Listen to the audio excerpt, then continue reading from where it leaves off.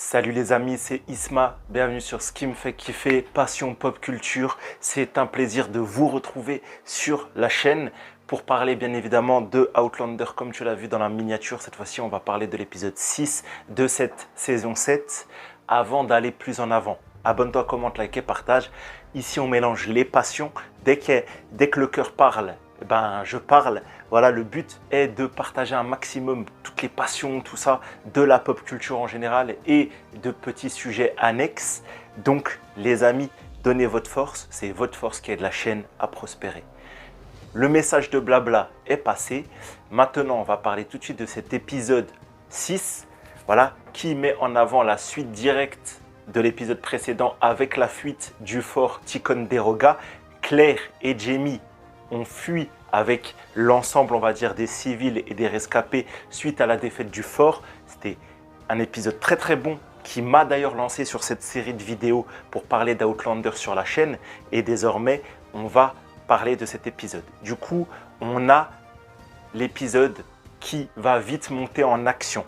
Lors de la fuite, à un moment dans les bois, les tuniques rouges vont réussir à capturer certaines femmes. Voilà, je ne vais pas faire l'ensemble des détails des tenants et des aboutissants, mais grosso modo, Claire finit par être capturée et elle est amenée à Ticonderoga qui est en train d'être investi par les Anglais du coup.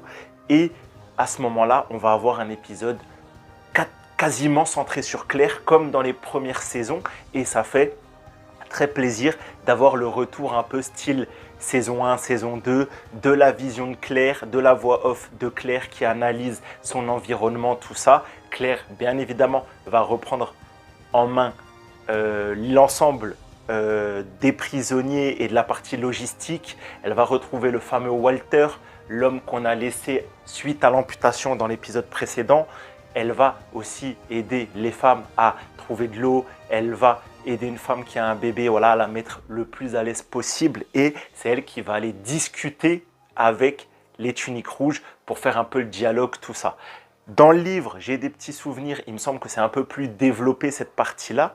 Mais j'ai trouvé quand même ça pour un épisode voilà, de 50 minutes très très bien amené. Voilà, Claire va rencontrer les officiers. Les officiers, tu vois, personne ne peut être belliqueux. Enfin, personne. On sait que voilà, Claire, à travers ses différentes épopées, a eu des ennemis bien belliqueux, mais je veux dire, elle sait quand même parler avec les gens, tu vois, elle a ce pouvoir d'attirer la sympathie de la plupart des gens. Elle va retrouver William. Il y aura aussi cet incident avec, enfin cet incident, ce dialogue que j'ai beaucoup aimé avec l'officier Sandy, je ne sais plus comment, le tunique rouge fort sympa qui nous montre également, j'aime bien quand il y a un peu de nuance dans les séries comme ça, que les tuniques rouges ne sont pas mauvais, tu vois, c'est juste, ils font leur taf, ils ont leurs croyances, leur parti pris, et personne n'est mauvais, ça reste des humains, et du coup, la série l'exploite très bien ce côté-là.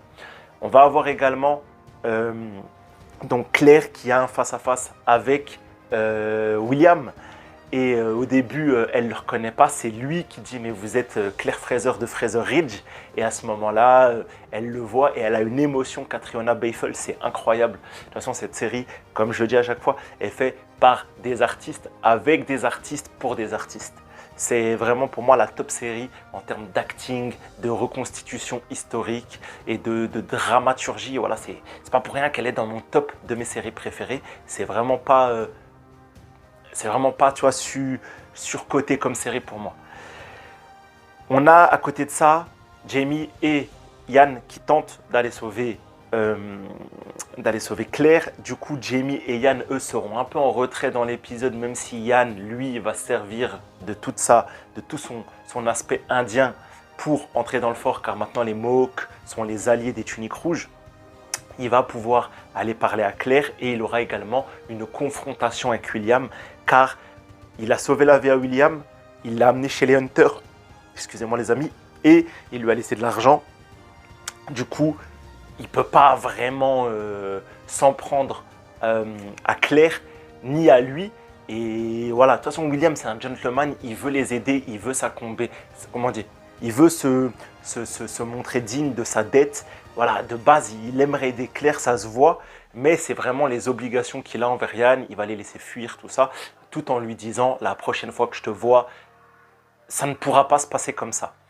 On va avoir aussi toute une discussion un peu au second plan avec le capitaine, je crois, Richards ou Richardson, voilà, le maître espion des Anglais, avec cette discussion où William va parler avec son supérieur, tout ça. Oui, est-ce que vous avez amené les lettres, nanana, est-ce que vous les avez lues, tout ça. Alors, je crois que ce capitaine Richards cherche, il me semble dans les livres, à former William à l'espionnage. On a les premières agences de renseignement, voilà. On a les ancêtres du SHIELD, si tu as la ref, ou tout simplement de la CIA ou de la NSA.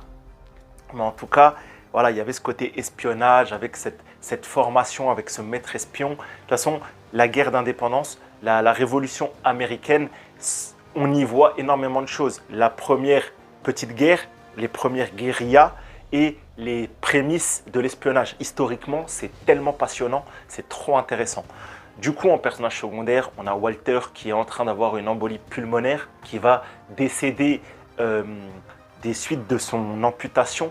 L'épisode va nous mettre en avant la thématique de la peur de la mort que j'ai trouvé super bien amenée à travers ce personnage super touchant qu'on a pourtant seulement vu 2 épisodes. Voilà, c'était très riche en émotions. Le mec, tu te disais, mais bordel, il est là, il n'a rien demandé et il va mourir de la guerre. Il va mourir, pas de la guerre, mais d'une amputation causée par la guerre, toi, de façon indirecte. Et dans un second temps, en fin d'épisode, je déconstruis un peu la review, mais pour penser à tout, on a aussi Jamie qui parle de son grand âge, de la sagesse qu'il a acquis, du fait qu'il ne veut pas tuer John, du fait qu'il est plus prêt à mourir parce que ses enfants et ses petits-enfants sont en sécurité. Donc voilà la thématique de la mort, d'être prêt à mourir, de ce que la guerre déclenche. Voilà quelles sont les conséquences de la guerre, très très bien amené de façon subtile, comme c'est le faire encore une fois Outlander. Les musiques, depuis cet épisode 5 et 6, sont un peu plus discrets. Voilà, Bear McCreary, Bear McCreary n'a pas encore lâché tout son talent comme on a pu avoir des morceaux dans les précédentes saisons. Je ne doute pas, ça va venir, tu vois. Mais voilà. En tout cas, la thématique Ticonderoga, le fort Ticonderoga est terminé. À la fin de l'épisode, Jamie rencontre un des personnages les plus stylés du livre. Je parle bien évidemment de Joseph Morgan, un des héros de la guerre d'indépendance, un sniper, le premier sniper, tu vois, de l'histoire américaine. Et du coup, Jamie va devenir un de ses fusiliers. Et très intéressant pour la suite. Et petit indice, ils nous le disent, petit teasing plutôt qu'indice, nous allons vers Saratoga. Saratoga, première grosse victoire de l'armée continentale, ça va être super intéressant sur un point de vue historique. Et en plus, présence de Lafayette. J'ai hâte de voir la version de Lafayette imaginée par Outlander. C'est un peu tout ce qu'on a au XVIIIe siècle. Ensuite, on a la partie 1970, bien évidemment, avec Roger et Brie. Brie au second plan, voilà, qui nous émerveille par sa classe, sa beauté, tout ça. Voilà, Brianna, il n'y a rien à dire. Mais par contre, Roger va, lui, endosser son rôle, voilà, sa nouvelle aventure. Il est toujours en train d'écrire son livre, mais désormais, il veut également être professeur de gaélique, suite à l'incident de Jeremiah qu'il a eu avec sa maîtresse, parce qu'il parlait gaélique, problématique d'actualité en réalité. Voilà, que se passe-t-il quand un enfant d'origine quelconque en France, du Maghreb, noir, asiatique, ce que tu veux, parle une langue dans le carcan de l'institution nationale, remontrance, tout ça, et pourtant souvent les langues et les origines comme ça sont interliées, tu vois, sont liées. Donc Roger se place. Heureusement, il tombe sur un super directeur d'école qui dit « Moi, j'ai dû punir Jérémia parce qu'il a mal parlé à sa maîtresse, mais en soi, je veux du gaélique à l'école, vous allez être mon professeur de gaélique. » Et là, super scène grave émouvante, voilà, qui nous rappelle la saison 3, 2, voilà, avec toute cette identité écossaise que j'aime tellement. Et du coup, la série nous met vraiment ça en avant et c'est très très stylé. On a en même temps, bien évidemment, tout l'aspect de je ne sais plus comment il s'appelle, Cameron, dans le présent, un Cameron du présent, voilà, qui est le collègue de Brianna dans le tunnel. D'ailleurs, Brianna nous rappelle que dans le tunnel, il y a probablement un portail temporel ou quelque chose lié au voyage dans le temps. Et ce Cameron, bah, il est là avec son neveu Bobby, qui est proche de Jeremiah, et qui est là, qui écoute, nanana. Et comme par hasard, le mec, bah, il a le livre des aventures de Brianna, Jamie, Claire et lui-même, tout ça. Et le mec, bah, il lit Trésor, il lit Hors des Français, tout ça. Et voilà, on sait dans le livre, si tu connais, que ce mec va devenir un problème par la suite. Je t'en dis pas plus, excuse-moi du spoil. Mais de toute façon, la série nous a mis les pistes comme quoi c'était un mec très, comment on peut dire, intrusif, voilà, il s'émerge dans leur vie et il est très étrange tout ça, et voilà. Ça va se terminer avec un cliffhanger très cool qui m'a remis dans le bain, un petit détail que j'avais oublié, le Nuck Levy, voilà, qui hante un peu le Brock, Brock Touarak, Layli Brock, je t'ai fait tous les noms, je ne sais pas pourquoi, et du coup, bah, si vous avez reconnu c'est qui, tant mieux pour vous. On ne le dira pas dans cette vidéo, voilà, pour pas spoiler ceux qui ne l'ont pas reconnu et ceux qui veulent avoir le reveal la semaine prochaine. C'est quelqu'un qu'on a déjà vu, mais je te laisserai là-dessus.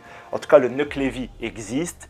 Il a hanté Jeremiah et Mandy. Qui est-il? Vous allez voir ça la semaine prochaine dans l'épisode. Et bien évidemment, on en parlera dans la review.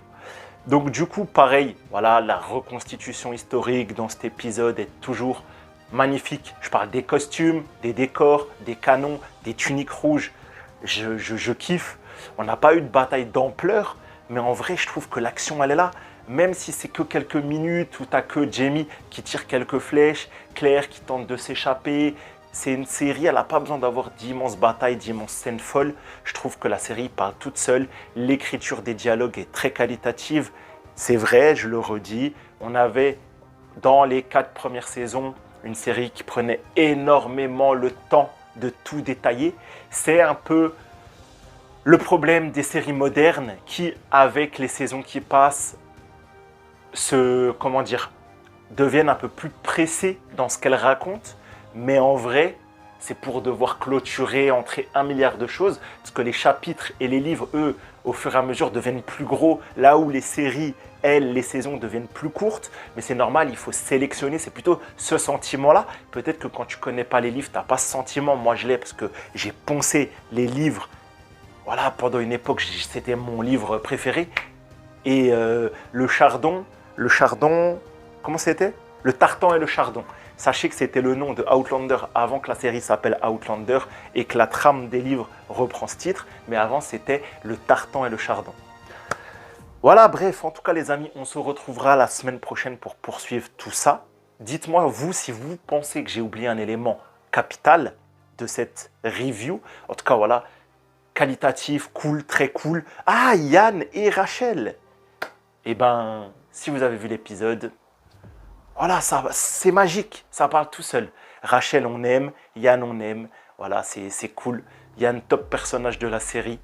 Et on a hâte qu'ils aillent de nouveau en Écosse. Ça, c'est quelque chose que personnellement, j'attends énormément. Bon, les amis, on va se laisser là-dessus. Commentaires, like, on soutient, on partage. Et on se dit à bientôt. Prenez soin de vous. Ciao, les gars.